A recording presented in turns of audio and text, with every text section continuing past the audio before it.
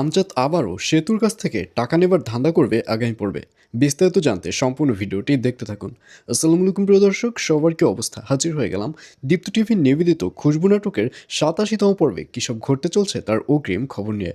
Alright, এই পর্বটি আরও বেশি ইন্টারেস্টিং হতে চলছে, কারণ কথায় আছে যে কুকুরের লেজে যতই ঘি মাখুক না কেন সেই লেজ কখনো সোজা হয় না। ঠিক সেটাই ঘটেছে আমজাদের সাথে। আমজাদকে দেখা যাবে সে আবারও সেতুর কাছ থেকে টাকা নেবার ধান্দা করবে। তখন সেতু বলবে, আমি কোথায় টাকা পাবো? এই যে বিয়ের অনুষ্ঠানটা গেল, এতে তো আমার সকল টাকা খরচ হয়ে গেছে। এখন আমি কোথায় টাকা পাবো? তখন আমজাদ বলবে, তাহলে এখন তুমি কি করবে?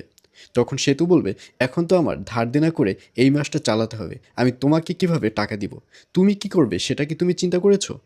আর এই কথা শুনে আমজাদ বলবে, আমি আবার কি করব? আমি তো সুযোগ পেলেই এখান থেকে পালাবো। আর এই কথা শুনে সেতু বলবে, কি বলছো তুমি?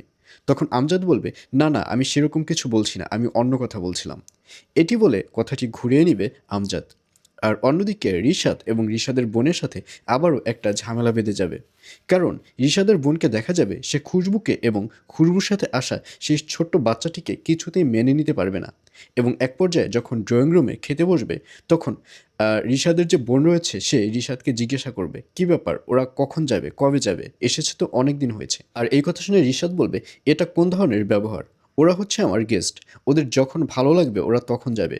ওদের সাথে তুমি এইভাবে কথা বলতে পারো না।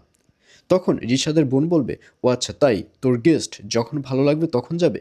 আসলে আমি তো একটা চিপার মধ্যে পড়েছি, এজন্য ছোট বড় যে যেরকম ইচ্ছা সে সেরকমভাবেই আমার সাথে বিহেভ করছে। এই বলে ওখান থেকে রাগ করে উপরে উঠে যাবে রিশাদের বোন। আর এছাড়াও থাকবে আরও আশ্চর্য সকল ঘটনা। সুতরাং সবাইকে খুশবু নাটকের 87তম পর্ব দেখার আমন্ত্রণ রইল।